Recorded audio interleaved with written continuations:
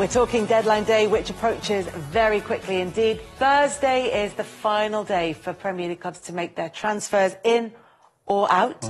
It looks like the biggest signing in the next couple of days is going to be Antony from Manchester United. It looks like Erik ten Hag's former player is going to be reuniting with him. Is it what Manchester United need?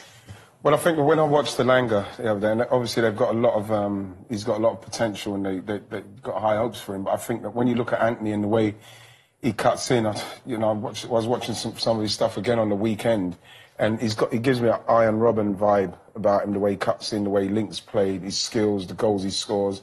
And I think that that's what they need more of, because I was watching the Langer the other day, against it was Man United, Liverpool, Southampton, yeah. This weekend. This weekend, yeah. And I didn't think he'd done enough of that, so as Dalot can get outside.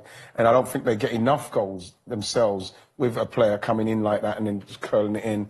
I think Jadon Sancho will probably be on the right-hand side trying to do the same thing, and that's why they need the wing-backs getting forward. But like this guy, you know, it'd probably be add-ons, and he's somebody that Ten Hag said, I want him, and, you know, they're going to make it happen. You know, if he can hit it off like I've seen what he's done in the Dutch League, and obviously it's a different standard to what we've got here in the Premier League, but if he can, he's going to be a magnificent signing.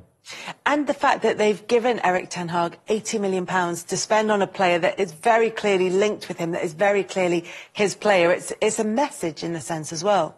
Yeah, and I think anyone who, after those early few results, thought there were doubts about the long-term future, I think this shows that there is definitely a bit of patience here that maybe there hasn't been in recent years. And he's developed Antony so much when he was at Ajax. I mean, he's taken his game to another level, helped him push on into the Brazilian senior team. Like, he's really transformed him as a player, and I think their relationship and their bond is so good that I don't necessarily think the step up to the Premier League will be perhaps too much for him, because he knows that Ten Hag will guide him through that process. And I think that's very different, perhaps, to bringing a player in from the Bundesliga or Liga or whatever, where you don't have that relationship already and you're trying to make that jump. Even Erling Haaland in those first couple of games for City, people were questioning how long it would take him to adapt, and now he's found his feet. So I think that sort of situation will be expedited by the fact that Ten Hag can kind of take him under his wing and say, you know, you can do it because I've seen you do it before. Don't you think it will be harder, though, because the manager himself is trying to navigate himself and teach himself the Premier League ways? So how does he teach a player when he's still basically a novice for the Premier League? I think, Sean, it will come down to the style of play, what he wants. And what he wants is, he wants him to be on that right-hand side, cutting inside, obviously, for whoever the wing-back's going to be, to cut outside, but more of a threat when he does cut inside. Because you look at Man United, they need to get goals, because obviously if Ronaldo's not playing at the moment, you know, especially what we done last season, they're not scoring too many. He will bring goals, and he knows what he is capable of, and this is why people talk about how much it is.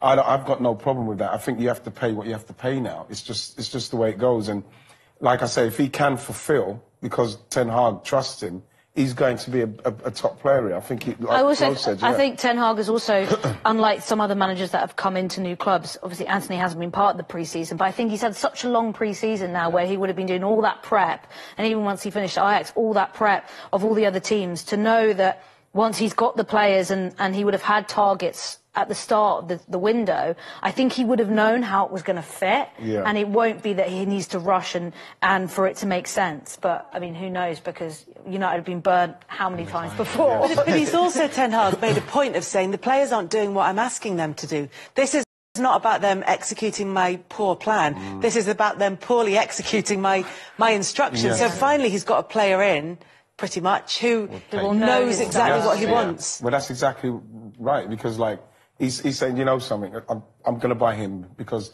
I'm telling them to do it, they're not doing it. And it's like I say, I wouldn't want to dig a Langer out, but, like, he's played a couple of games and I've not seen too much of that. What I see, the focal point of what I see, what he does, is he gets that ball, he's got great skills, comes inside, curls it in the top corner and stuff like that. That's what he sees that he can do, and he's bought somebody and it's cost him a few quid to get that done. Is Ronaldo on the way out? Well, he hasn't started the last couple of games and they've won them. Like I say, they're going to need goals, because last season, if his goals wasn't there, I don't know what would have happened with Man United. But I think that he probably is on the way out. It doesn't seem like he's not. Otherwise, he might have started the last game or the last couple of games. But they seem like they're trying to get through without him. I don't know if personally, I think that they should try and maybe move him on. It might even though the settle word pace down a bit more. officially is that, and Ten Hag is saying he's still part of my plans, it does look as though that move is drawing closer, whichever way it's been driven. Ronaldo has been not quoted, but his views have been represented in articles over the weekend where it's very much putting forward his point of view and how frustrated he's felt at Manchester United. Could the sticking point here be where he goes?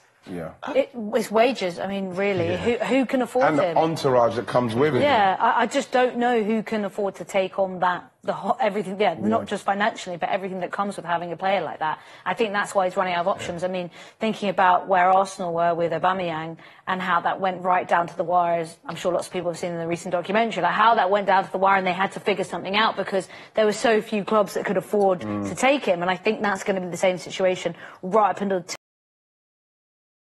the deadline. They're going to be ringing clubs and saying, can you make space in your budget? And I think for United it will be really important to make space for themselves because they're not really offloading enough at the moment to free up probably as much as they would like to work with.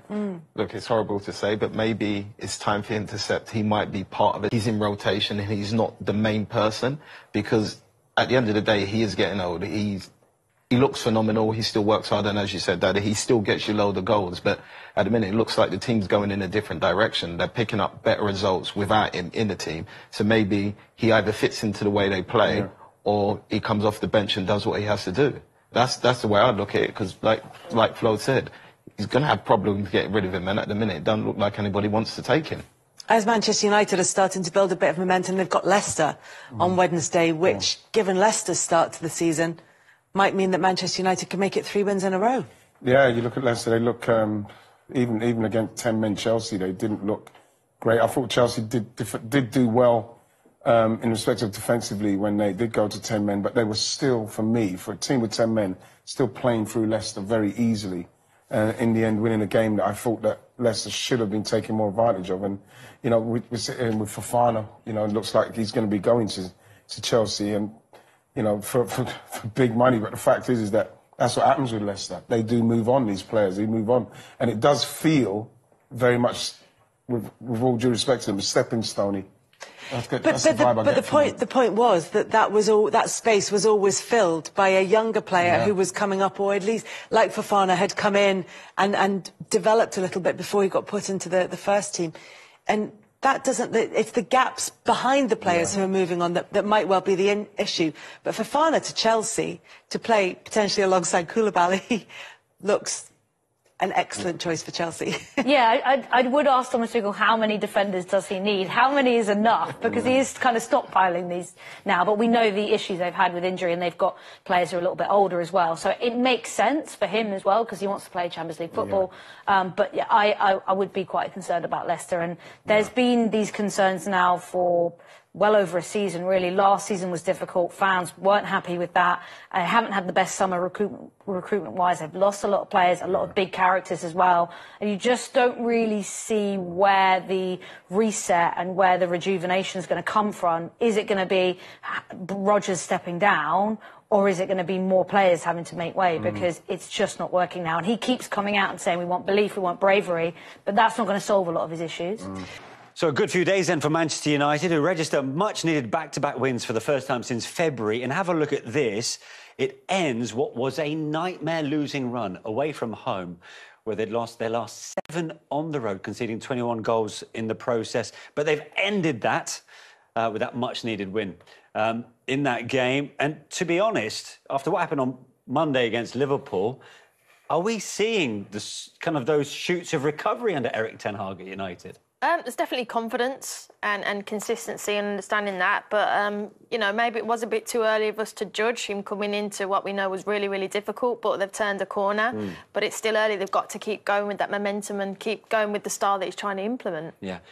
I love the Bruno Fernandes goal. What did you think about it? Because a lot of the team members were involved, and it looked like it was almost coached from the training ground. Yeah, listen, these are really difficult finishes, because when the ball's on the way to you, you're thinking, do I go laces, do I go side foot? It takes about a second to get to him, but he's got to make that decision. Everybody gets in the right position. It's a lovely pullback.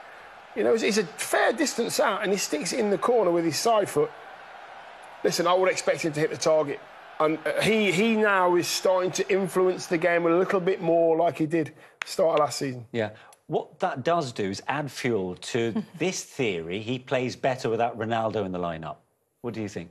Well, I think when you play with, you notice for that goal there, like I said in the earlier ones, defenders are dropping. And when you have strikers that give you that pace and that fear, defenders will drop. When you're playing like Fernandes, who's in that 10 space, that gives you more space, more time, and you get those goals. So I can see why that theory might work, because Ronaldo's not going to run in behind. Less space for him to then do what he does.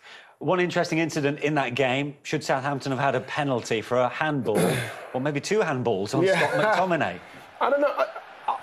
I think it might have been harsh, to be fair, because, yes, the ball does hit his hand, but I just think... for me, the way he's moving his body, it's in a natural position. He's stopping, his arms are out a little bit. It hits his hand. Yes, it does, clearly, but I think they get this one right. Absolutely spot on. Karen? Yeah, common sense there, I think. You know, it's what more can you do? So, yeah. You can't normally put common sense through referees, though. I mean? Chris can hear us, sorry, is Chris still here? Is he still here? I didn't realise he was still here. Let's just hope for now he's not. OK, we're off to Molineux next for Wolves against unbeaten Newcastle.